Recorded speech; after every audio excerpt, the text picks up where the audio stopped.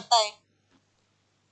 दस्तूर की दफा नंबर 350 के तहत जबानों की तरक्की और तहफ़्फ़ुज़ की तफसीलात हैं। ये पूछ सकता है कि भाई कौन सी दफा है दस्तूर की जो जबान की तहफ़्फ़ुज़ करती है। इंसान का तहफ़्फ़ुज़ जैसे कुछ दफात करती हैं, कुछ जानवरों का करती हैं, कुछ जंगलात का करती हैं, वो और बातें कि करती नहीं है मगर करती तो है ना, लिखा हुआ तो है। तो 350 के तहत जबानों की तरक्की और तहफ़्फ़ुज़ की क्या है, तफसीलात है। तफसीलात का मतलब होता है उसकी पूरी डिटेल मौजूद है कि किस तरह से जबान के हक है। और हाँ, सबसे मेन टीचर्स को इस बात का इल्म होना चाहिए कि 350A और 350B में तरमीम है कि तरमीम है इसलिए कि कवानीन के मुतालिक एक उसूल होता है कि इसे बदला नहीं जा सकता। इसे क्या नहीं किया, बदला नहीं जा सकता, इसलिए इसकी क्या की जाती है, तरमीम की जाती है। इसमें रद्दो बदल किया जाता है। नहीं तो ऐसे तो जो हुकूमत आएगी पूरा कानून बदल के अपना बना लेगी, तो इस तरह नहीं चलता। तरमीम है कि तहतानवी तालीम यानी कि एकदम बुनियादी तौर पर जो तालीम दी जाती है वहाँ की तालीम बच्चे की मादरी ज़बान में हो। मादरी ज़बान में होना बहुत ज़रूरी है। क्यों? क्योंकि बच्चा सबसे पहले अपने घर में सीखता है। अगर उसको घर में जो ज़बान बोली जा रही है उसमें नहीं सिखाया जाएगा तो वो कैसे सीख सकेगा। तो हम ये समझ लेंगे कि तहतानवी तालीम होना चाहिए। तहतानवी तालीम किस ज़बान में होना चाहिए, मादरी ज़बान में होनी चाहिए जी। ये थी हमारे कुछ बुनियादी नुकात। अब हम आते हैं हिस्से नसर की तरफ। हाँ, बुनियादी तौर पर साबिका पर्चों का जायजा लिया जाए तो हिस्सा नसर से कौन सी मालूमात पूछी गई। हिस्सा नसर आप लोग समझ रहे होंगे कि इक्तिबास आता है, एक मजमून जैसा पैराग्राफ आता है, उसमें से कुछ सवालात पूछे जाते हैं। तो कुछ सवालात तो मौजूद होते हैं, उसमें से जो पैसेज आया रहता है उसमें से कुछ होते हैं एक आम मालूमात पर मबनी, यानी कि जो नसर का मुताला करते हैं उनके लिए होते हैं कि भाई बेसिक नॉलेज है आप लोगों को कि क्या होता है नसर और उसमें किन अदबा का नाम शामिल है वगैरह। तो अब ये देखिए पूछा गया है, हम सवालात को देख लेते हैं कि क्या पूछा जाता है। शम्सुल उल्मा किसे कहते हैं। शम्सुल उल्मा, शम्स का मतलब होता है सूरज, उल्मा में सूरज किसे कहा जाता है, यानी कि कितना बड़ा खिताब है शम्सुल उल्मा। तो अल्ताफ हुसैन हाली को कहा जाता है, या आप लोगों ने याद रखना है। अल्ताफ हुसैन हाली को क्या कहा जाता है, शम्सुल उल्मा का खिताब दिया गया है। मुख्तलिफ मज़ामीन लिखना, यानी कि एक जो राइटर लिखता है और मुख्तलिफ किताबों से माखूज मवाद लेकर किताब मुरतब करना।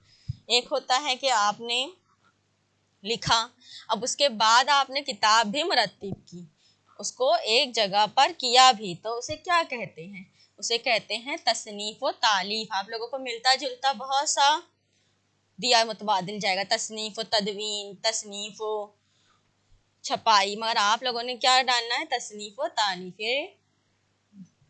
2014 में पूछा जा चुका है पेपर 1। अब ये देखिए, दर्ज झेल में से कौन मज़ाह निगार नहीं है। अब यहाँ आप लोगों को पता होना चाहिए कि मज़ाह निगारी क्या है। तो मज़ाह लफ्ज़ से आप लोगों को क्या समझ में आता है, मजाक या फिर तंज़ो मज़ा, लुत्फ़ अंदोज़ी।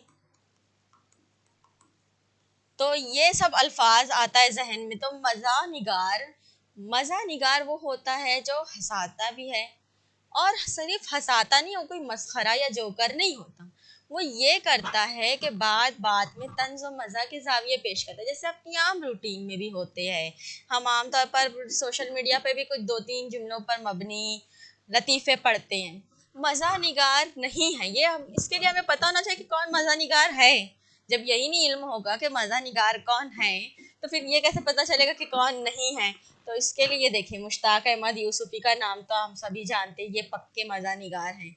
इम्तियाज़ अली ताज भी है, मुज्तबा हुसैन भी है, मुज्तबा पढ़ेंगे है नहीं, मुज्तबा हुसैन भी। तो कौन बच गए, अब्दुल हलीम शरर।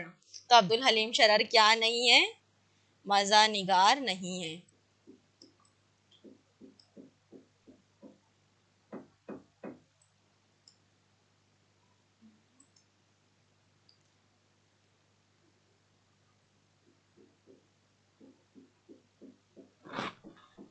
देखें, मज़ा निगार यानी कि मैं भाई कह रही थी मैं कि जो आप लोगों को और आसान उर्दू में ये कहेंगे कि जो मजमून पढ़कर हंसी आए, ऐसा मजमून लिखने वाले मुश्ताक अहमद यूसुफ़ी है, इम्तियाज़ अली ताज है, मुश्तबा हुसैन है, अब्दुल हलीम शरर नहीं है। इसलिए ये सवाल आए तो आप लोगों को पता होना चाहिए। अब है मौलाना शिबली नुमानी की नामुकम्मल तसनीफ़, मुकम्मल नहीं, हाँ नामुकम्मल, इनकम्प्लीट तसनीफ़ कौन सी है? सीरत आयशा रज़ी अल्लाह ताला अन्हु। ये आप लोगों को पता होना चाहिए। मौलाना शिबली नुमानी के बारे में आगे हम तफसील से मालूमात हासिल करेंगे कि वो क्या क्या लिख चुके हैं। अभी फ़िलहाल के लिए ये सवाल देख लीजिए कि ये 2016 में पूछा जा चुका है। सीरत आयशा है उनकी नामुकम्मल तसनीफ़। सीरत आयशा किसकी तसनीफ़? अब आप लोगों को कन्फ्यूज़न होगा कि भाई सीरत आयशा तो उनकी तसनीफ़ है, मौलाना शिबली तो नहीं। मौलाना शिबली नुमानी मुकम्मल नहीं कर सके थे, इसलिए अब सीरत आयशा किसकी तसनीफ़ है? तसनीफ़ यानी कि किताब। इसके मुसन्निफ कौन है, किसने लिखी है? तो सैयद सुलेमान नदवी ने लिखी है। कौन क्या लिखी है? सीरत आयशा।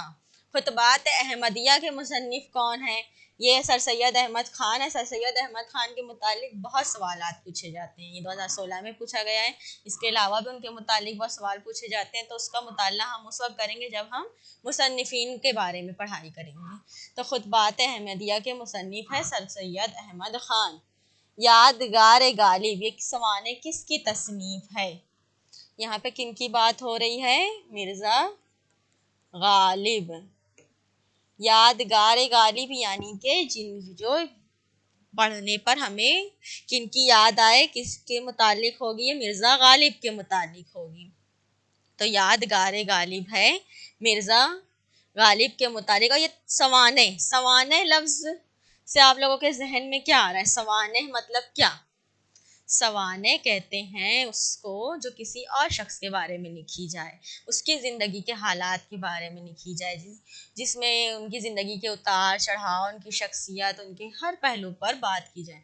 सवाने ये कौन लिखे थे? ख्वाजा गुलामुद्दीन सैयद, गुलामुस सैयदैन।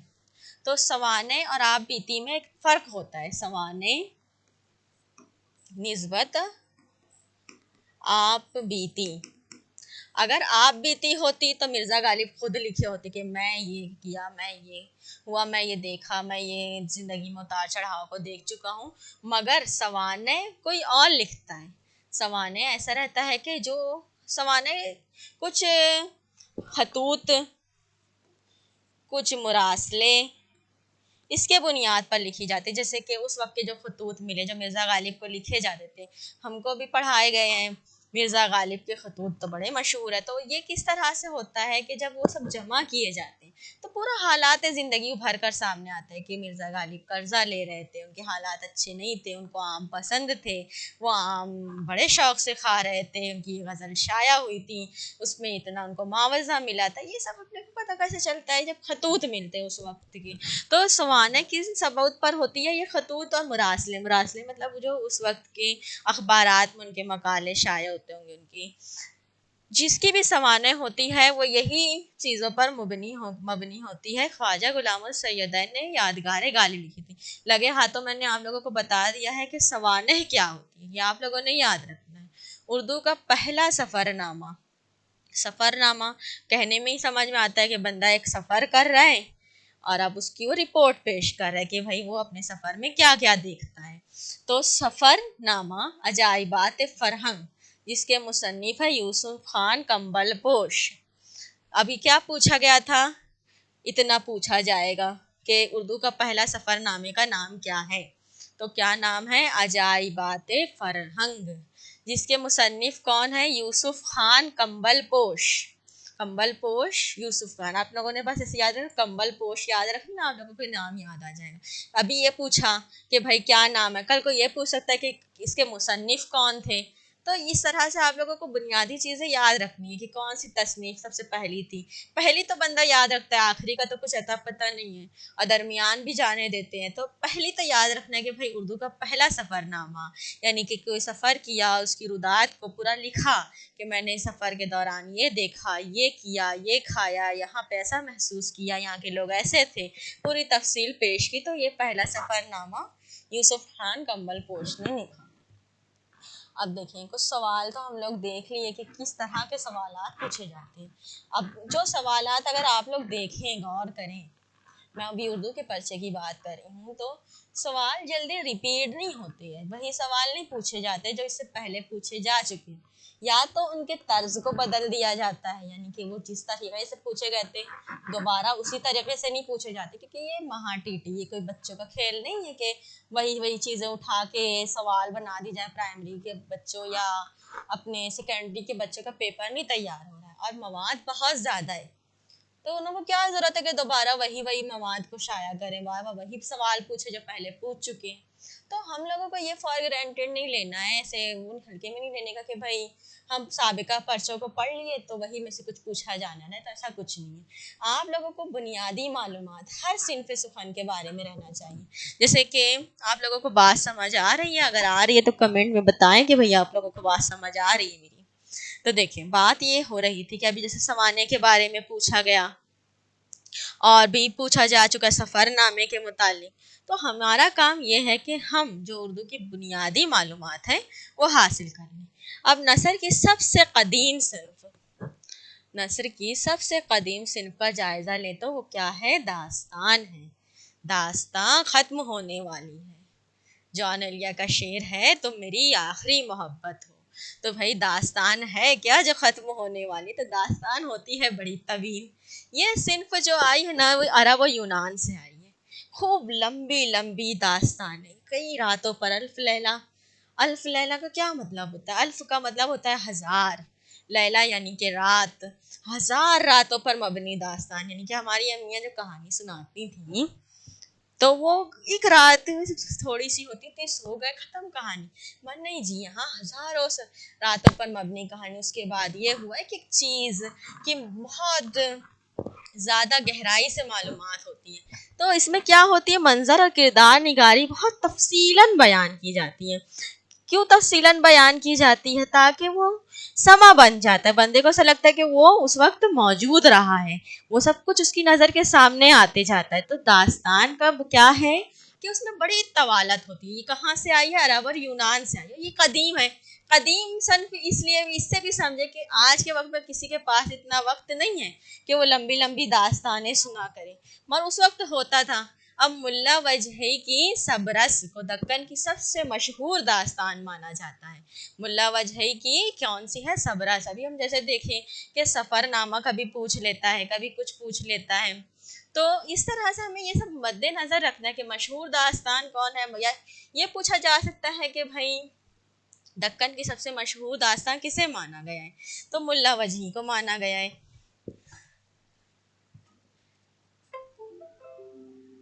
हाँ, तो मुल्ला वजही की कौन सी दास्तान को माना गया ये भी पूछ सकते, तो सबरस को माना गया। तो ये बुनियादी इल्म आप लोगों के पास होना चाहिए। इसके अलावा बाग व बहार मीर अमन दहलवी की है, और किस्सा गुले बकावली निहाल चंद लाहौरी की है। आप लोग से थोड़ा थोड़ा याद रखें ना कि भाई गुल था, फूल जैसा कुछ नाम था, तो किसकी थी? तो निहाल चंद लाहौरी की थी। और बाग व बहार किसकी थी? तो मीर अमन दहलवी थी। अमन चैन में थे तो बाग व बहार लिख रहे थे। तो आप लोग कुछ इसे तवस्सुत से याद रखें। फसाना अजायब मिर्जा रज्जब अली बेग सरवर, ये सुरूर, इस तरह से आप लोग फसाना अजायब बहुत मशहूर है, ये पूछा जा सकता है। अब आते हैं नावल की तरफ। तो नावल क्या है? नावल, इस सबसे पहले तो ये समझ लें कि ये अपनी चीज़ नहीं थी, ये अपने सकाफत का हिस्सा नहीं थी, ये आई है अंग्रेज़ी से। अतालवी ज़बान से नावेला लफ्ज़ है, उससे ये माखज़ किया गया है नावल।